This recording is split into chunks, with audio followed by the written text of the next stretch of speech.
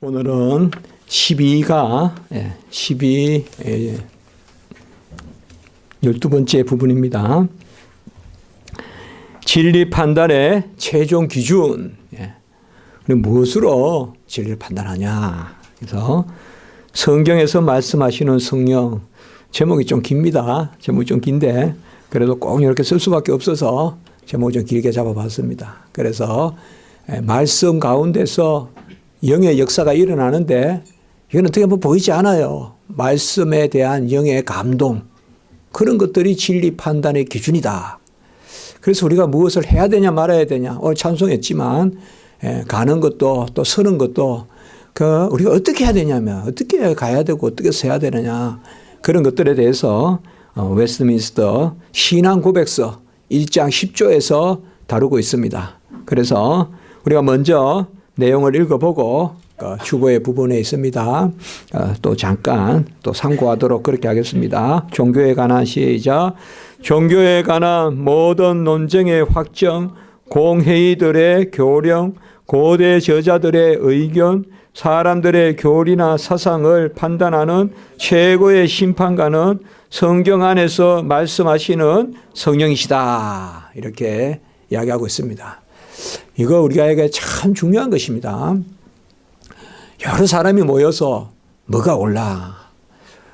우리가 이 성경 공부가 참 좋습니다만은 뭐 기납적 공부라든지 또 어떤 모임 참 좋습니다. 좋은데 조금 위험할 수도 있는 부분이 있어요. 조금 조심할 부분이 있어요. 뭐냐 하면 그게 사람들이 그냥 합의하면 그게 맞다 이렇게 생각이 쉬워요.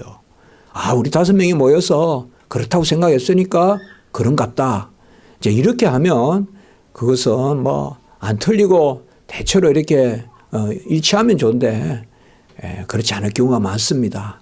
그래서 교회에는 특별히 교사 직분도 있고 이게 교회에 세운 교사 직분은 본래 성경을 해석하고 성경을 변호할 수 있을 정도.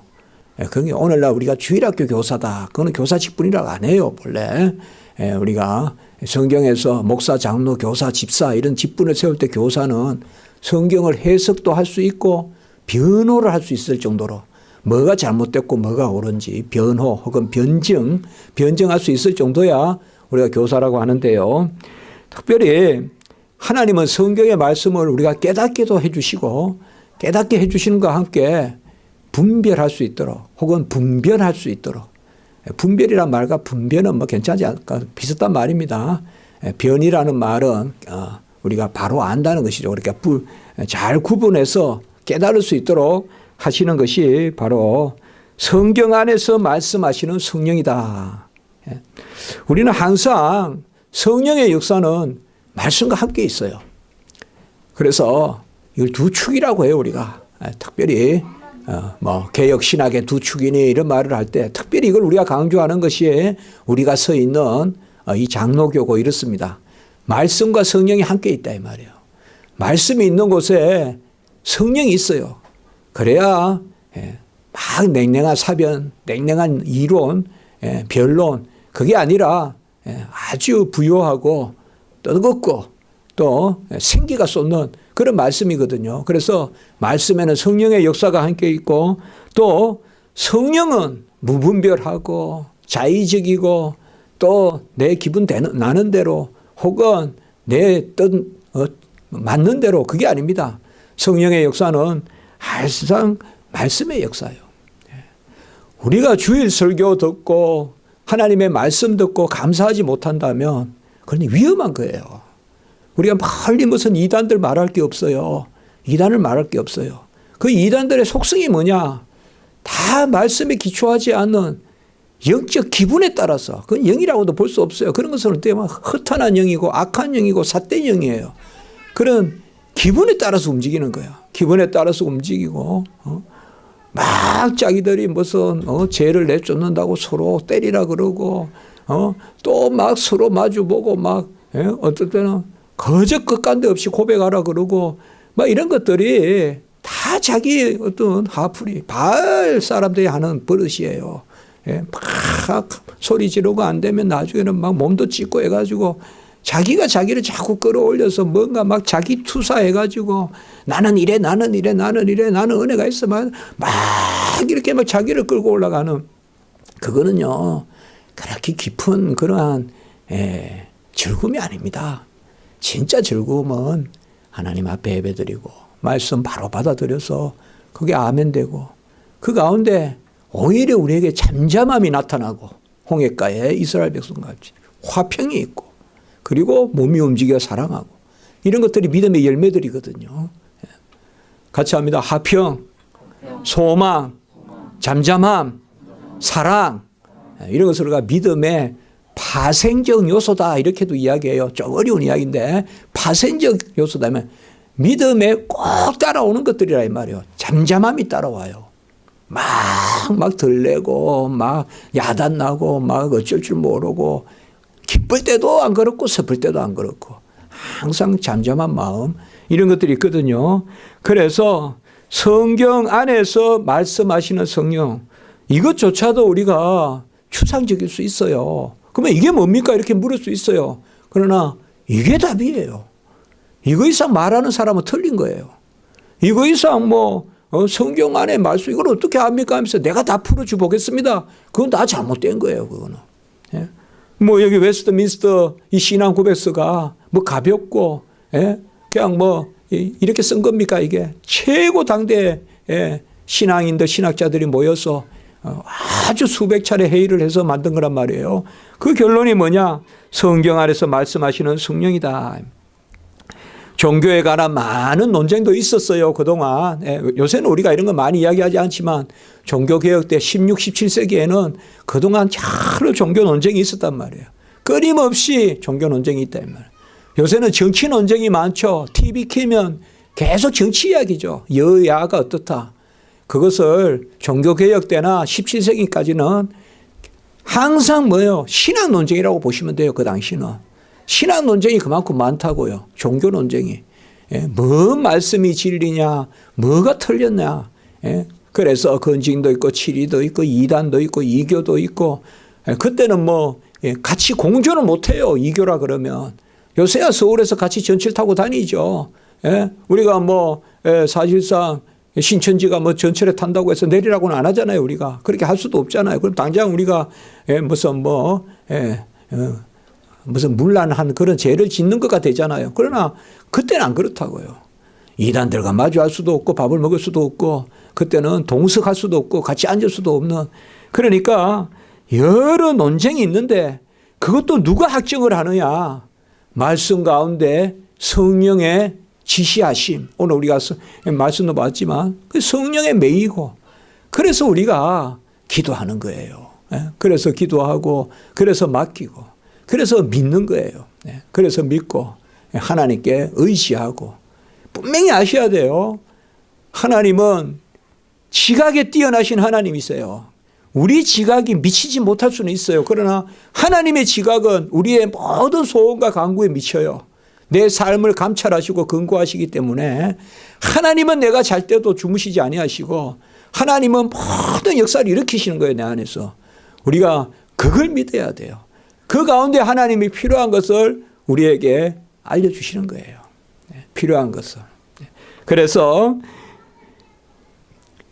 공회의들의 교령 이 말은 그동안 있었던 회의들, 종교 회의들, 웨스트민스터 이것도 회의고 그 전에 보면 니케아니 많습니다. 콘스탄티노플이니 칼케돈이니 여러 회의들이 있습니다. 에베소니.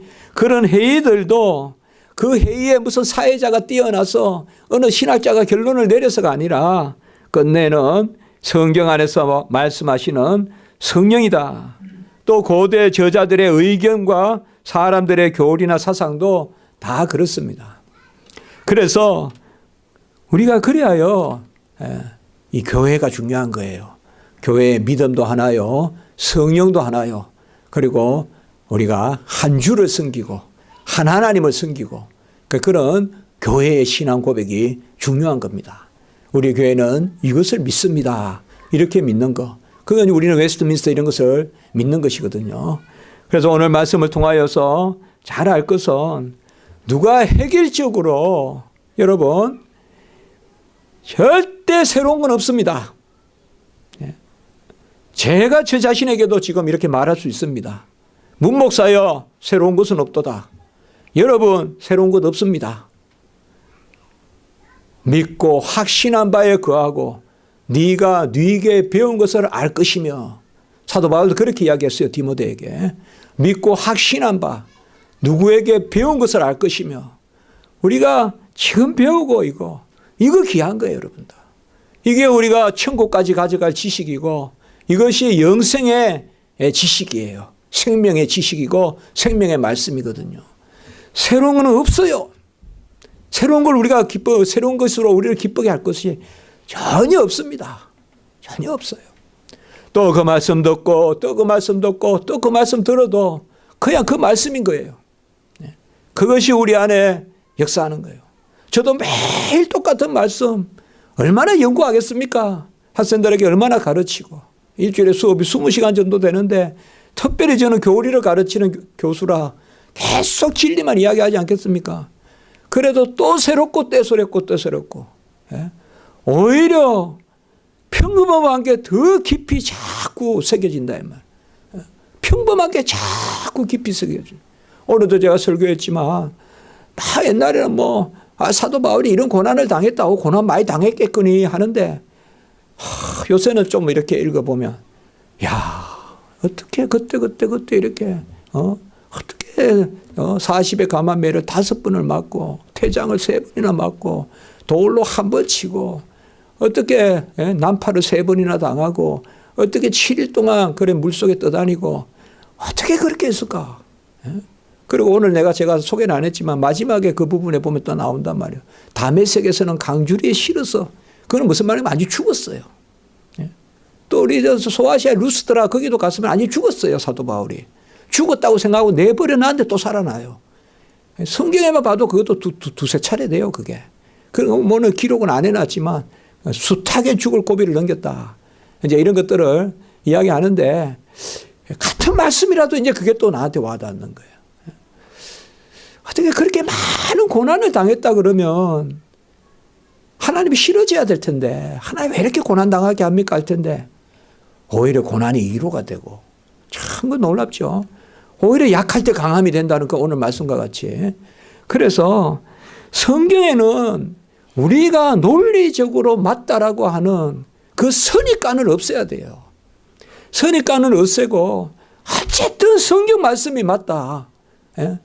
성경 말씀이 맞다라고 할 때, 그때 성령이 내 안에 함께 뜨겁게 역사하는 거예요. 내 안에 따뜻함을 주시고.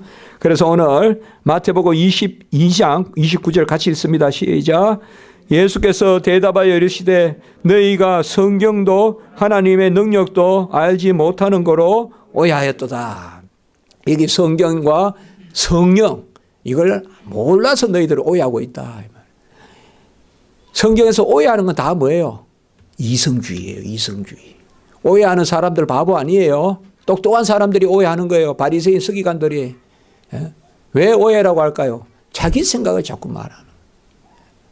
절대 아닙니다. 우리는요, 하나님 말씀하소서 종이 듣겠나이다. 그리고 종은 부족하오니 하나님 말씀에 맞게 복 주소서. 그때 우리가 끌어올려지는 거예요. 그때 우리가 성장하는 거예요. 하나님 제가 할 수 있는 것만 말씀하소서 이러면 맨날 그 자리고, 하나님 할 수 없는 거라도 명령하소서. 그리고 저를 변화시켜서 그 말씀에 맞게 저를, 오늘 아까 나왔죠. 환난에 경한 것에 영광에 중한 것이 있다 그랬잖아요. 환난에 경한 것이 영광에 중한 것이 있다 그랬잖아요. 사도 바울이. 요한복음 14장 26절 시작.